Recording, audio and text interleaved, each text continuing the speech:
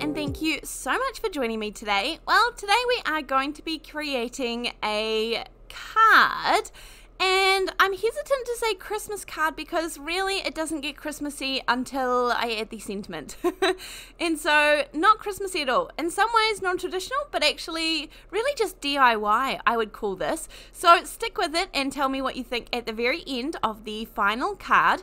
So as I said, this is going to be a DIY sort of version because you could definitely change up any of the colors and create any sentiments on top for any occasion. But this is how easy this is.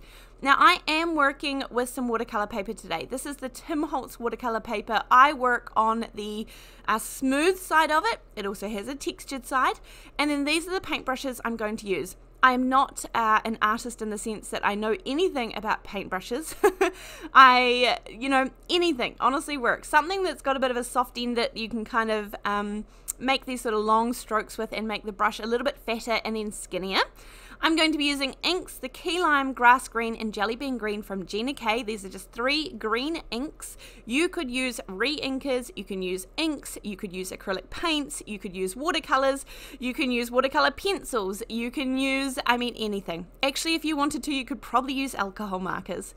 But all I'm going to do is put a little bit of each one of these down on an acrylic block. Now I'm using this as my palette. Anything non-porous is going to work, so basically plasticky. You could use an ice cream bottle lid, you could use some packaging, you can use an acrylic block, whatever you have. You might even have an actual palette that would be good for these. Then I'm just going to pour a little bit of water. I'm actually just going to pour it directly onto my desk just to pick up the water. I'm not using it as a palette, it's really just for extra water. Then all this is going to take, I'll zoom in a little bit, sort of 2 strokes around the outside and then fill it in. Now, I really want you to not focus on perfection of what are going to be leaves. They're sort of going to be doodly leaves, I will call them. But no perfection here. No perfection. It doesn't matter if they're off on an angle. It doesn't matter if they're skew with. It doesn't matter if they don't have nice points. It doesn't matter if they look like a lemon to begin with. It doesn't matter if they look like an avocado. It doesn't matter what they look like. Just keep going. Make sure you do some off the edge of the page as well. And we're going to create some gorgeous shapes. Now, next thing is optional. You can add in a little bit of highlight color. Now, if you have enough water down on your image already, you could probably just, dab your paintbrush down and it will spread with the image. But mine are fairly dry. I didn't use too much water, so I'm just going to do a line down the side. And I know at the moment you're thinking, well, that's really dark and there's not a lot of blending and the contrast is interesting, but just stick with it, I promise, because this is something that you can do. Now, once that is dry, please wait until it's dry, and then we're going to take a fine line marker. There are so many out there. Cheap and cheerfuls work, good ones work. The top one here is the ink roller from scrapbook.com, and I love the amount of ink that those put down. They are a great ink one, but the other one is just my go-to standard I've had for a bazillion years, and I'm not sure why it hasn't run out of ink, but I still love it. And then all you're going to do is go around the outside of the shapes. Don't necessarily worry about where the green is. Don't worry about getting it round perfectly. Cut corners, add in a little bit of artistic license, and you can add a stem at the bottom of each one of these leaves. So I tend to do, like 2 lines down the bottom to create the stem. Sometimes you can do like even a tiny wee triangular part at the bottom of that if you want to. But most importantly, don't worry about getting it perfect. It's sort of that messy artistic look where you can go inside of the green lines or outside. You can see I went really outside there and it's still okay. It's not going to be the focus. And you can also see that those extra lines that we did sort of start to blend in.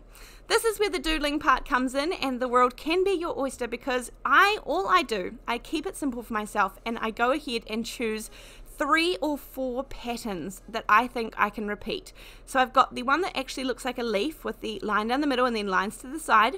I have small open round dots. I have the zigzags, and I have the waves.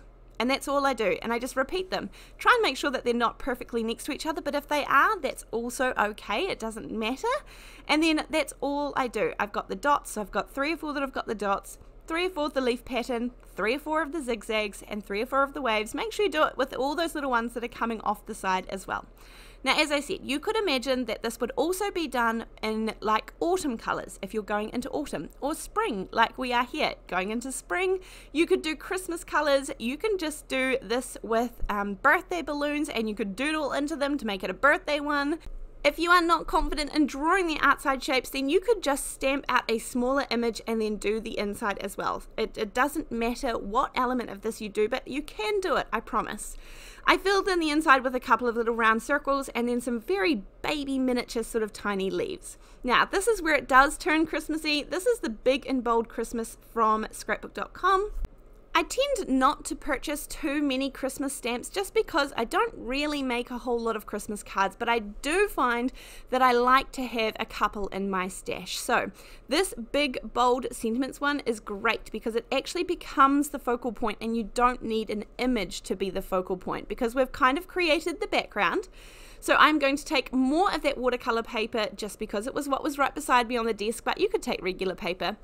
Take some sticky embossing ink. This one is the VersaMark sticky embossing ink, and then I just remembered to take my little anti-static powder. I just keep it in a little container to keep it you know, nice and secure and contained, but that does help when you are embossing to make sure that you get none of those stray little pieces. If you struggle with that, then I definitely suggest trying the anti-static powder bag. Sometimes it can be done with the paper that you use, sometimes it can be used, it can depend on the embossing powder that you use and the anti-static qualities that it comes with. Sometimes when you transfer them containers, it loses some of that. There are all sorts of reasons out there, but give it a go. And then I'm going to pop some gold embossing powder over top, melt that, and this looks gorgeous. Now I'm actually going to do something that I don't often choose to do with my sentiments, and that is I'm actually going to fussy cut out the sentiment. So I'm going to go in fairly close to the lines. Usually I like to keep a nice straight line, or I like to use a die to sort of add the decorative element, but for this time, I'm not sure why, but I just decided that I would cut in fairly close to where I was at, and that's okay. I wanted to show the most of the background as well, because this is a fairly big sentiment, so I am going to really cut into the background here. Now, for the minute, this is going to stay white. My plan is that it would going to be white upon the somewhat green background. But you'll see in just a second when I end up putting it on the background, I don't think it gets lost entirely. It is gold and looks beautiful, so I think that would work fine. I think if this is what you went with, that would work fine, but I decided to go out on a limb here, and then I actually decided that not only did it need some sort of border, that I would actually color that entire background. Now, because we have embossed this in the gold, it does mean that I can just go over it, and all of that beautiful embossing is going to resist the color. Now, I still had this little palette beside me, so I was like, why not? We're going green and gold, and I painted over with the green. As I said, it's going to resist on the embossing, so that will stay nice and bright and shiny. I'm not worried about that. And because I happen to do it on watercolor paper, even if this was normal paper, I would still do this. But you saw me pausing for a moment to contemplate it and thinking, is this going to ruin it? I'm not sure. But anywho, we went forward, and you could let me know at the end. Sometimes we do things and it may not be the best, but actually just keep going forward with the decision, because, you know, it's just a card. It's a paper card. It's a paper hug. Now, luckily, I do actually have the Jelly Bean Green cardstock from Gina. I really love her cardstocks. They are quite a heavy weight. I don't have many of them. I've only got a couple, a small handful of them, but I do love the ones that I do have, and usually it's just a space and a budget issue, because I just can't afford to buy everything that I wish I could have, I guess, and I also have nowhere to put it, and that's okay. I am going to cut out a little square here from the Scallop rectangles. This is the LDRS one. I use a little bit of mint tape to hold this down, and this is where I'm sort of going to do this little, just a nice little effect to give the card a little more. It's relatively plain at the moment, and I think it just needed a little technique or two to zhuzh it up and take it to the next level. So I will run that through my die cutting machine, and it's just going to cut that gorgeous little, it's like a fine, sort of almost a postage stamp edging to it. Just it gives a little bit of detail, and it's also got some faux stitching in it as well. Then, measuring the die to see how big it was, I'm also going to cut out a little matting layer, and this is going to create that beautiful effect that I wanted to add onto this card. So just ever so slightly bigger than what the die cut out. And then whilst I had the green bit out, I thought, actually, maybe I just make a card base out of the green. Should I just do that? And then I was like, okay, I'll cut down this panel just a fraction all around so that there is a little border of the green peeking through in the background. Instead of just making matting layers, I'll actually have a green card base. Now, just because of that, I do need to make sure that, I mean, I probably don't. It is a light enough green, but I was thinking I do need to have somewhere a space that's really obvious to write in the center. It's probably actually okay, but I just think it does give a nice finished look as well, especially to a colored card base.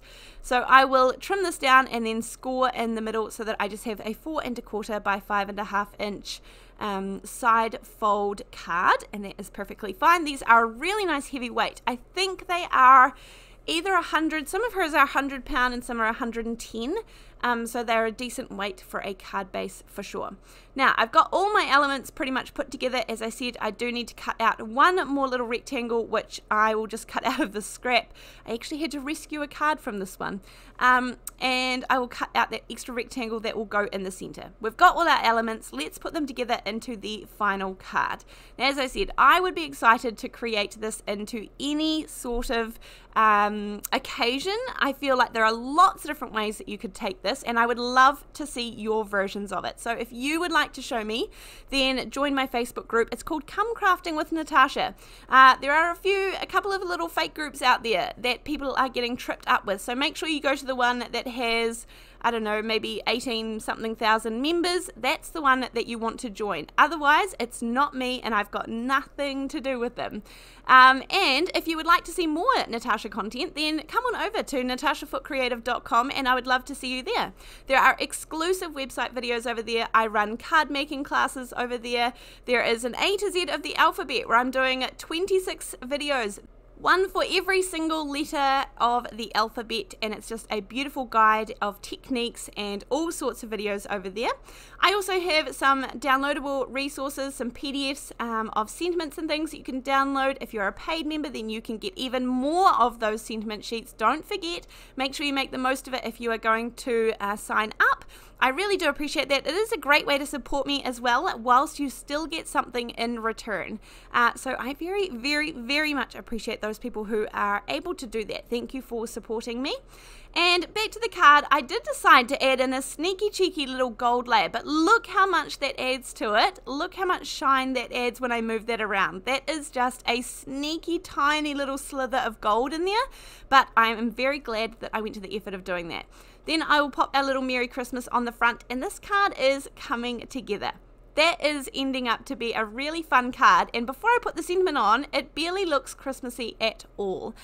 So as I said, very versatile. So make sure that you use this background, and then I am going to pop the little white bit in the center there. I just cut it using the same die that I cut on the front for a little bit of continuity, and then I'm also going to add in a few little tiny sequins and things. Again, you could add gems, sequins, nouveau drops, color drops, anything that you have that you like to use to create those extra little bits of shine. Again, this card really doesn't need too much more shine because it does have a couple of different elements already.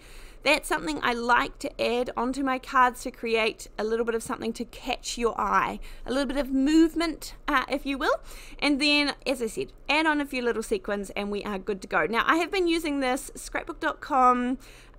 It's got like a sharp end at one end, and then it has a gel sort of end at the other end, and I've been really liking this one. It has a good pickup ability for gems and things, because you know, some of them just don't have enough tack maybe, and then they don't release them very well. So I tried out a few, and I am liking this one. There is replacement nibs for them, and particularly on these scrapbook products, they often have at least 50% off them, so it's a good deal. I thank you so much for making it to the end of this video. Thank you for being here and for supporting me. I would love to see your comments down in the comment section down below, but other than that, I'll see you next time. Thanks, bye!